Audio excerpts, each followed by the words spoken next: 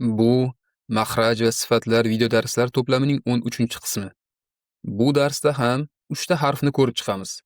Bular fa, zal va zo harflari.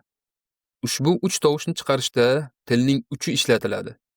Zo harfi ko'pchilik o'rganuvchilar uchun muammoli tovushlardan biri hisoblanadi. Agar sizga ushbu harfni to'g'ri chiqarish qiziq bo'lsa, butun darsni oxirigacha ko'rishingiz juda muhim. Chunki bu darsda biz avval qolgan 2 tovush orqali shunday ketma-ketlikda kelamizki, oxirida zo tovushi juda oson chiqadigan bo'ladi inshaalloh. Shuning uchun shoshilmasdan darsni bosqichma-bosqich ko'ring. Endi fa harfi bilan boshlaymiz. Aslida fa qiyin tovush emas. Lekin sizning ona tilingiz ingliz yoki yunon tili bo'lmasa, unga ko'nikish talab qilinadi. Zero bu harf bizning ona tilimizda mavjud emas. Xo'sh, u qanday talaffuz qilinadi?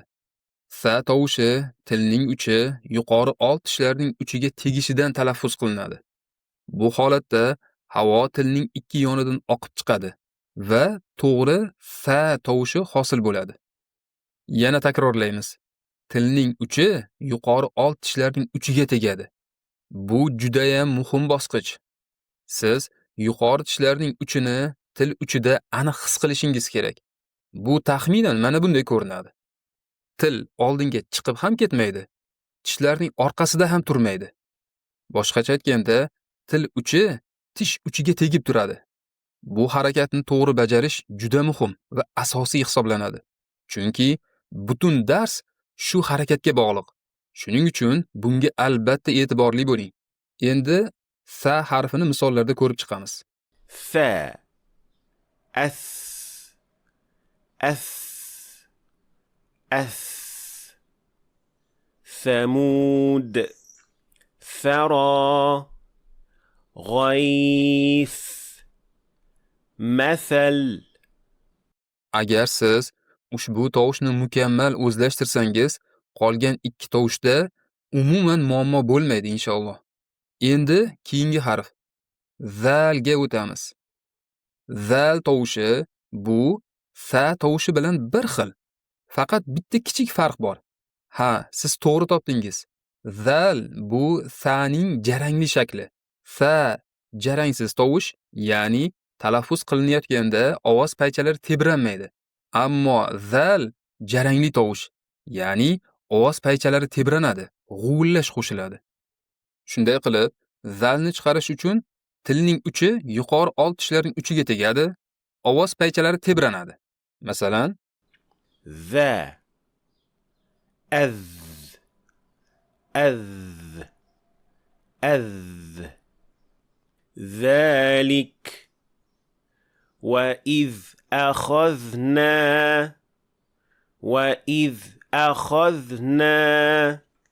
zalni chiqarish uchun qisqacha xulosa qilamiz. Demak, tilning uchi yuqori old tishlarning uchiga tegib turadi va ovoz paychalari tebranar ekan. Bu zalni maxraji edi. Keyingi harf zo. Agar siz yuqoridagi tovushlarni to'g'ri ketma-ketlikda o'rganayotgan bo'lsangiz, zo umuman muammo bo'lmasligi kerak. Chunki bu yerda siz zal tovushiga bitta qo'shimcha xususiyat qo'shasiz xolos. Bu nimadan iborat? Zo bu zalning yo'g'on shakli. Boshqacha aytganda, zalni yo'g'on talaffuz qilasiz. Bu tilning orqa qismi ko'tarilishini va tovush yo'g'onlashishini anglatadi. Zoni to'g'ri talaffuz qilish uchun eslab qoling. Tilning uchi yuqori old tishlarning uchiga tegadi, ovoz paychalari tebranadi, tilning orqa qismi esa ko'tariladi va yo'g'on tovush hosil bo'ladi. Masalan, أظ أظ أظ ظا ظلم ظو ظلل ظي ظلال عظاما غليظ. demak, zoni to'g'ri chiqarish uchun avval zalni o'rganishingiz kerak. Zalni o'rganish uchun esa avval fa'ni o'rganishingiz shart. Endi ushbu 3 tovush o'rtasidagi farqlarni jamlaymiz. Fa jarangsiz, til uchi tishga tegadi. Zal esa jarangli, bunda ham til uchi tishga tegadi. Zo esa jarangli, til uchi tishga tegadi va til orqasi ko'tarilib yo'g'on talaffuz qilinar ekan.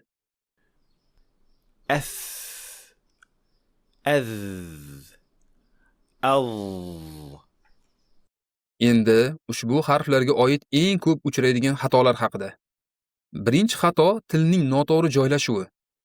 Agar til juda oldinga chiqib ketsa, tovush zaiflashadi va boshqa harflarga o'tishni qiyinlashtiradi. Agar til tishlarning orqasida qolsa, tovush umuman chiqmaydi va boshqa tovushni hosil qiladi. Ammo til to'g'ri joyda, ya'niki til uchi tish uchiga tegib turganida to'g'ri tovush chiqadi va boshqa harflarga o'tish osonlashadi. Buni tekshirish uchun oyna qarshisida mashq qilish juda foydali. Imkon qadar oynani kichik shaklidan foydalaning. Bu sizga boshqa narsalarga chalg'imay, faqat og'iz harakatlaringizni kuzatishga yordam beradi. Ikkinchi xato zalni dal qilib aytish. Masalan, ذكر so'zini ذكر deb aytish. Bu ikki tovush butunlay boshqacha. Ba'zilar esa zalni zay qilib aytib yuboradi. Ya'ni ذكر o'rniga ذكر deydi. Bu ikkala holat ham Qur'oni Karim tilovatida mutlaqo xato hisoblanadi. Uchinchi xato sa'ni noto'g'ri talaffuz qilish. Ba'zilar sa'ni sin qilib aytadi.